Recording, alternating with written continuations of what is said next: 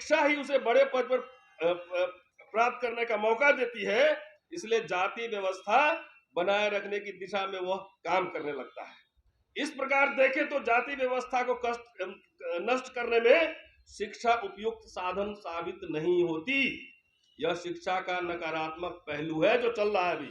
जनेऊ लीला इसको हम बोलते हैं, यूनिवर्सिटी का जनेऊ लीला।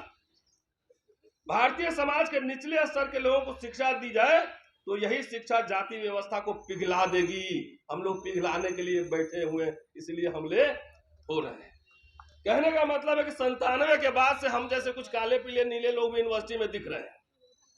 हमारे जैसे काले पीले नीले सब दिख रहे हैं, तो इनको लगता है कि इनके दादा की जागीर में सेंधमारी हो गई है। कुछ ही लोगों को पढ़ने का अधिकार था ना, है? तो सेंधमारी हो गई है, तो वो कुछ नहीं करेंगे तो महिला कुछ नहीं फंसा पाओगे। हम लोग फाइनेंशियल काम में रहते ही नहीं, महिला उत्पीड़न में फंसाओगे, ये करोगे, ये सब पूरा चल रहा है। चंद्रशेखर जो सुसाइड किया जम्मू में, या लक्ष्मण यादव, या IIT के बच्चे, चाहे ऋतु सिंह, ये सब घटना नहीं संकेत है।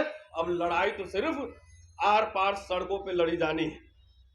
17 जनवरी को राष्ट्रीय स्तर पर प्रतिरोध दिवस मनाया जाएगा, हम लोग मनाएंगे रोहित मुमला के जयंती के।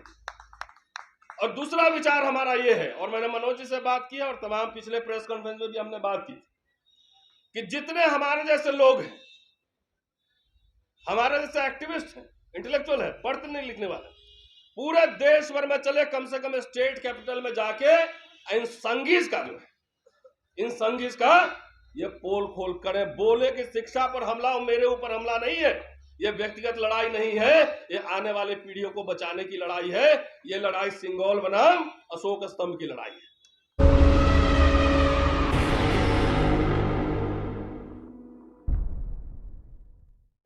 ये अगर सिस्टम ऑपरेसिव हो तो प्रतिरोध को फैशनेबल बनाना चाहिए।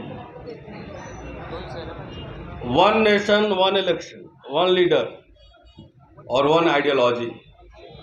कि either agree with us, agree with Sanghis, otherwise you will be thrown out.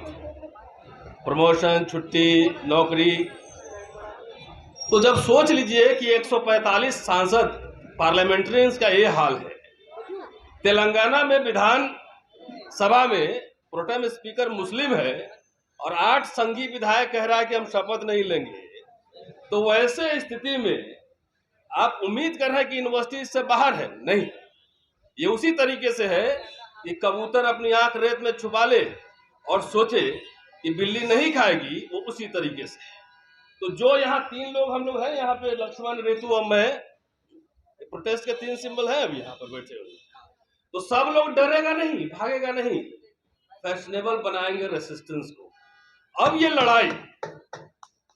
लड़ाई ये नौकरी या प्रमोशन या छुट्टी का नहीं है। अब ये लड़ाई जो डॉक्टर अंबेडकर कहते थे, मैं भी अंबेडकर को ही कोट करता हूं, मोदी साहब के जैसे, ये ब्राह्मणवाद बनाम बुद्धिज्म की, ये मनुस्मृति बनाम संविधान की। लक्ष्मण जी, ऋतु मैडम, अरे हम लोग क्या करें, सांसदों को अभी धकियाया जा रहा है और अगली बार बीजेपी आ गई सत्ता में तो पता नहीं 2-4 मुक्का लग भी जाएगा उसी संसद के अंदर। अब मनोज जी पर तो डबल अटैक है, वहां से बचेंगे तो यूनिवर्सिटी में पकड़ लेगा। 1-2 बातें कहना चाहता हूं। लक्ष्मण का बायोडाटा मेरे हाथ में है और मेरा बायोडाटा भी जाके आप चेक कर सकते हैं।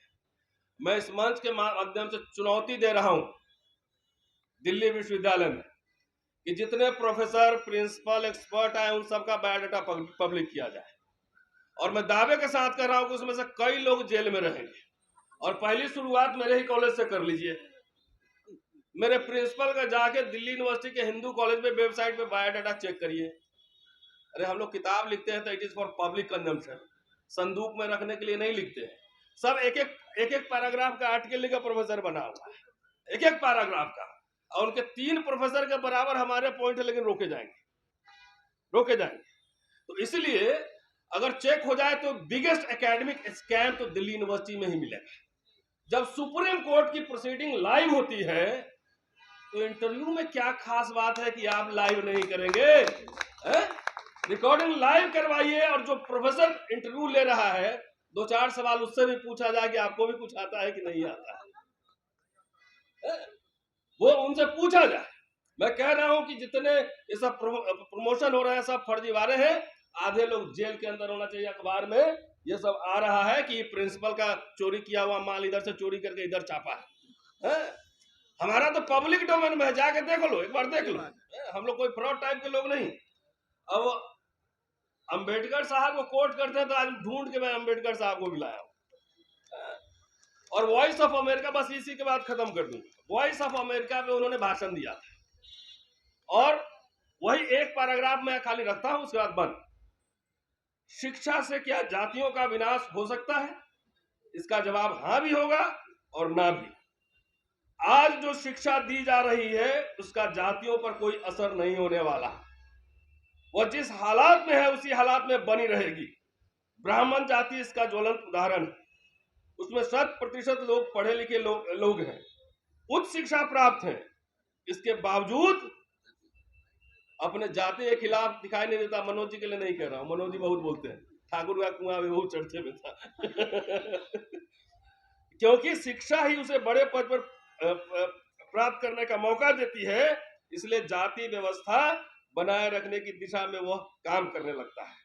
इस प्रकार देखें तो जाति व्यवस्था को नष्ट करने में शिक्षा उपयुक्त साधन साबित नहीं होती। यह शिक्षा का नकारात्मक पहलू है जो चल रहा है अभी। जनेऊ लीला इसको हम बोलते हैं, यूनिवर्सिटी का जनेऊ लीला। भारतीय समाज के निचले स्तर के लोगों को शिक्षा दी जाए तो यही शिक्षा जाति व्यवस्था को पिघला देगी। हम लोग पिघलाने के लिए बैठे हुए, इसलिए हमले हो रहे हैं। कहने का मतलब है कि 97 के बाद से हम जैसे कुछ काले पीले नीले लोग भी यूनिवर्सिटी में दिख रहे हैं। हमारे जैसे काले पीले नीले सब दिख रहे हैं, तो इनको लगता है कि इनके दादा की जागीर में सेंधमारी हो गई है। कुछ ही लोगों को पढ़ने का अधिकार था ना, है? तो सेंधमारी हो गई है तो वो कुछ नहीं करेंगे तो महिला कुछ नहीं फंसा पाओगे। हम लोग फाइनेंशियल काम में रहते ही नहीं, महिला उत्पीड़न में फंसाओगे, ये करोगे, ये सब पूरा चल रहा है। चंद्रशेखर जो सुसाइड किया जम्मू में, या लक्ष्मण यादव, या IIT के बच्चे, चाहे रितु सिंह, ये सब घटना नहीं संकेत है। अब लड़ाई तो सिर्फ आर पार सड़कों पे लड़ी जानी है। लोहिया कहते थे सड़कें सुनसान होगी तो संसद आवारा हो जाएगा। अब कुछ लोग सड़क वाले लोग संसद में गए हैं तो वहां से भी निकालने की तैयारी हो रही है। चलते चलते 2 प्रस्ताव में रख रहा हूं, मेरा विचार। 17 जनवरी को राष्ट्रीय स्तर पर प्रतिरोध दिवस मनाया जाएगा, हम लोग मनाएंगे रोहित बुमला के जयंती के। और दूसरा विचार हमारा ये है, और मैंने मनोज जी से बात की और तमाम पिछले प्रेस कॉन्फ्रेंस में भी हमने बात की कि जितने हमारे जैसे लोग हैं, हमारे जैसे एक्टिविस्ट हैं, इंटेलेक्चुअल है, पढ़ते नहीं लिखने वाले, पूरे देश भर में चले, कम से कम स्टेट कैपिटल में जाके इन संगीज का जो है, इन संगीज का ये पोल खोल करें, बोले कि शिक्षा पर हमला और मेरे ऊपर हमला नहीं है, ये व्यक्तिगत लड़ाई नहीं है, ये आने वाले पीढ़ियों को बचाने की लड़ाई है। ये लड़ाई सिंगोल बनाम अशोक स्तंभ की लड़ाई है। तो साथियों, अब मैं ज्यादा वक्त नहीं लूंगा, 3 हमारे सांसद महोदय बैठे हुए, उन्हीं से ज्यादा सुनेंगे। मैं बोलने के मूड में वैसे नहीं था। तो बेसिकली मैं मनोज जी से बार बार कह रहा हूं कि it is a political battle. अगर हमारा निकाला जाना पॉलिटिकल है तो हमारा रेसिस्टेंस भी पॉलिटिकल होगा, सड़कों पे लड़नी पड़ेगी।